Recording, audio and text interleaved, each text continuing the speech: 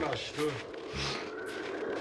여보, 아버님 댁에 보일러 놔드려야겠어요. 이 여보 혹은 며느리 본인이 경동나비엔 직원이었다고 하면 사실 큰 돈이 들지는 않았겠죠. 직원 할인을 받을 수 있었을 테니까요. 직원들이 이른바 엄친아, 엄친딸 노릇을 톡톡히 할 수 있는 회사들이 있습니다. 빵빵한 직원 할인 제도를 갖춘 아무래도 주로 대기업들이 해당되겠죠. 똑소리 나게 짚어보는 경제 권혜리입니다.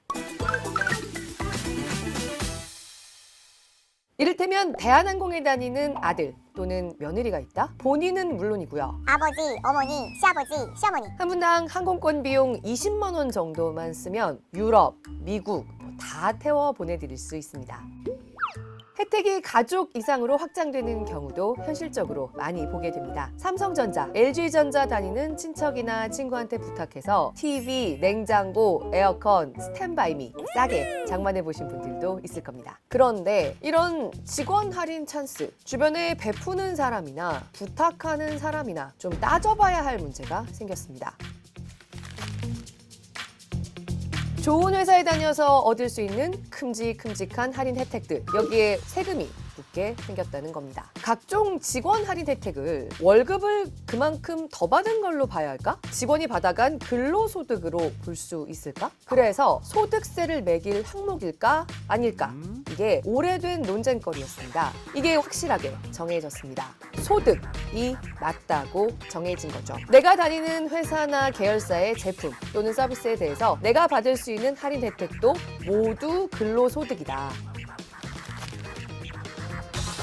그러니까 할인을 받을 때마다 세금을 얼마나 내면 되는지 기준을 정해주겠다. 소득에 대한 연말정산부터 적용되는 개정된 세법에 이 기준이 생겼습니다. 자, 이 기준을 보고 앞으로 내가 다니는 회사의 직원 할인 찬스 얼마나 쓸지 또는 친척, 친구, 아들, 딸내미한테 나 직원 할인 그것 좀 챙겨줘 이렇게 부탁을 좀 해도 될지 어떨지 가늠해 볼 수 있겠죠. 일단 직원에게 파는 거라고 하면 시장 가격의 20% 한도로 깎아주는 것까지는 세금을 물리지 않겠다는 게 개정세법의 내용입니다. 이거는 LG전자에 해당되는 얘기가 되겠습니다. LG전자 직원들은 자사 쇼핑몰에서 연간 1,500만 원어치까지 할인된 가격으로 전자제품을 살 수 있는데요. 직원 할인 폭도 20%가 넘지 않기 때문에 바뀐 세법으로 인해서 우리 직원들이 세금을 더 낼 일은 없을 거예요 라고 얘기를 해왔습니다. 엄격하게 따지자면 이렇게 20% 할인까지 세금을 물리지 않는다는 건 할인해서 산 물건을 직원 본인이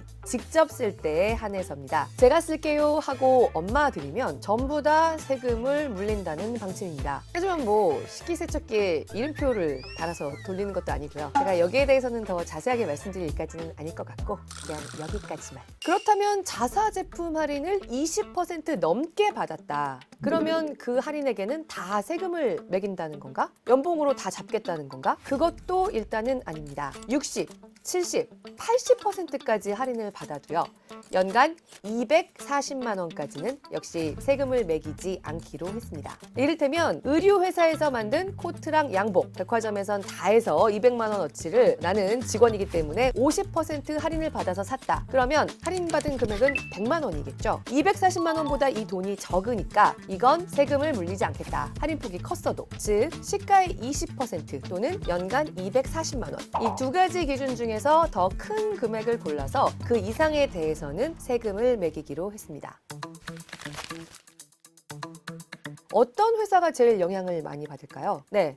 지금 떠올리신 그 회사, 현대기아차입니다. 현대기아차 직원들은 대통령이 타는 차 G90을 제외한 자사의 모든 차량을 최대 30% 할인을 받아서 살 수 있죠. 신입사원이어도요. 생애 첫 차라면 23% 할인을 받을 수 있습니다. 최근에 한국인들에게 가장 인기 있는 국산차 기아 소렌토로 한번 볼까요? 소렌토 최고급 사양 4,500만 원짜리를 신입사원이 산다. 1,000만 원 넘는 할인을 받아서 3천만 원 중반대의 차 키를 받을 수 있습니다. 이렇게 할인받은 금액에서 시가의 20%인 900만 원은 빼고 이 선을 넘어가는 135만 원에 대해서는 세금을 내게 한다는 겁니다. 현대차의 차장급으로 제네시스도 한번 뽑아볼까요? GV80 8천만 원짜리 차를 2,400만 원 할인받아서 살 수 있습니다. 이 중에 800만 원에 대해서는 당신은 이만큼 연봉을 더 받은 거나 마찬가지예요. 세금 냅시다. 이렇게 하겠다는 겁니다. 현대차 차장급의 연봉에서라면요. 집집마다 연말정산 이후에 과세 표준이 크게 차이가 나기 때문에 단정지어서 말씀드리기는 어렵지만 소득세가 300만 원 안팎씩 올라갈 수 있습니다. 그리고 혹시 2년에 한 번씩 이렇게 차를 할인받아서 살 수 있는 직원들이 본인 명의로 차를 사서 부모님이나 고마운 분 타고 다니시라고 드리는 일은 원래도 쉽지 않았지만 아예 막히게 됐다고 보면 됩니다. 부모님도 은근히 이거를 기대하시면 현대 기아차 다니는 아들, 딸이 마음이 좀 어려울 수 있다. 국세청이 바로 이런 걸 하면 안 된다. 본인 명의차를 사서 부모님 타고 다니시게 하면 탈세로 보겠다. 이렇게 강력하게 경고를 내놨거든요. 차는 직원인 아들 명의로 사더라도 자동차 보험은 결국 진짜 운전하는 사람 본인 이름으로 들 수밖에 없을 텐데 이런 게 걸리면 탈세다. 이렇게 경고했습니다. 그리고 여기서 또 하나 잊어버리면 안 되는 게 있습니다. 그야말로 직원 본인 이름으로만 차를 사야지 부인이나 남편과의 공동명의도 이제는 안 됩니다. 공동명의로 차를 사면요, 할인받은 금액 전부에 대해서 그만큼 연봉이 올라간 걸로 쳐서 진짜 세금 폭탄을 떠안게 될 수도 있습니다. 사실 연봉이 오르는 모양새가 되면요, 소득세만 오르는 게 아니라 건보료, 고용보험료, 국민연금 같은 것들 다 연동해서 오르죠. 세금만 커지는 게 아니라는 겁니다. 자, 이런 식으로 더 걷게 된 세금 얼마나 될까? 한 국회의원이 추산한 바에 따르면요, 삼성전자 직원들은 올해부터 연간 253만 원의 세금을 더 내야 될 거다. 이 밖에도 6대 대기업 직원들이 각각 연간 240만 원에서 수십만 원 정도씩 더 내게 될 거라고 추산한 적이 있습니다. 이렇게 해서 6대 대기업 직원들로부터 정부가 추가로 걷어들일 수 있는 금액이 4천억 원 정도가 될 거라는 겁니다. 와, 삼성전자 직원들은 가전 할인 때문에 세금을 한 사람당 253만 원 정도 더 낼 수 있다? 추산이긴 합니다. 추산. 그래도 이래가지고서는 이제 아버님 댁에 에어컨 놔드리는 건 끝났구나 이렇게 생각할 수 있는데, 삼성전자는 직원들에게 이 소득세 더 나오는 만큼 돌려주기로 했습니다. 더 나온 세금을 내년 초에 돌려줄 테니까 그냥 사던 대로 사라는 게 삼성전자의 결정입니다. 그렇다고 삼성전자 다니는 친척이나 친구에게 너한테는 계속 부탁 많이 해도 되잖아? 이렇게 하셔도 된다고 제가 말씀을 드리는 건 아니고요. 아무튼 이러하다. 단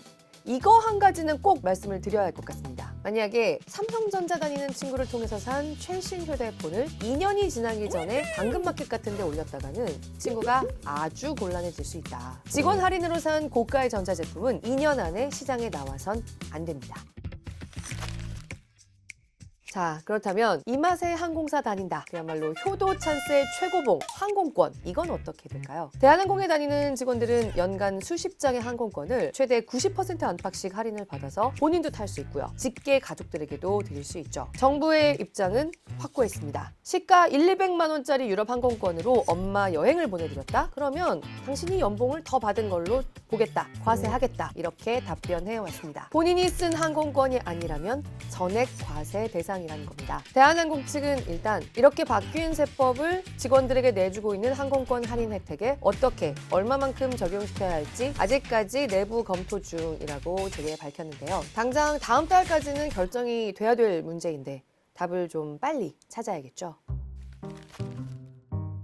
사실 이렇게 법이 바뀐 데는 이유가 있습니다. 직원들이 자기네 회사 제품이라고 과도하게 할인 혜택을 받으면 결국 거기서 발생하는 비용은 누구에게 돌아갈까? 네, 이 회사들을 다니지 않는 사람들이 지불해야 하는 가격에 다 전가된다는 겁니다. 하지만 다른 한편에서 보면요, 대한민국에서 제일 투명한 유리지갑, 세금 매기기 제일 편리한 월급쟁이들의 지갑부터 역시 털어가는구나, 이런 불만의 목소리도 나오고요. 지금까지 말씀드린 이게 큰 회사들만의 일이 아닙니다. 대기업이 아니어도요, 이것저것 생활비에 보탰을 수 있는 복지 포인트, 복지 카드 나오는 회사들 많이 있습니다. 이 복지 포인트도 근로소득이다. 그러니까 세금도 매겨야 한다. 건강보험료 계산하는데도 포함시켜야 한다. 올해 초에 대법원 판결이 나왔습니다. 그런데 민간기업은 법이 땅땅 이렇게 못을 박았는데요. 공무원들이 쓰는 복지 포인트는 여전히 이른바 물건비로 봐서요, 소득이 아니라고 봅니다. 그러니까 민간 직장인들처럼 복지 포인트로 의료비도 쓰고 호텔도 예약하고 쓰임새는 똑같은데 공무원들의 복지 포인트는 소득이 아니고 물건비다 라는 겁니다. 아무튼 민간 직장인들의 유리 지갑만 다들 점점 더 열심히 들여다보는 것 같은 느낌은 좀 있죠. 실수하지 않으려면 우리가 알아둬야 하는 건 직원 할인을 받아서 비싼 가전, 자동차 이런 거 샀으면 2년 안에는 되팔지 말자. 옷 같은 것도 1년 안에는 당근에 내놓지 말자. 내가 할인받는 금액이 많이 큰 것 같으면 내가 과세 표준의 그 층이 바뀌는 구간에 걸려 있는지 확인을 좀 해봐야 한다. 알았다. 그런데 도대체 과세 표준이란 건 무엇인가? 이거는 다시 한번 똑소리 나게 정리해 보겠습니다.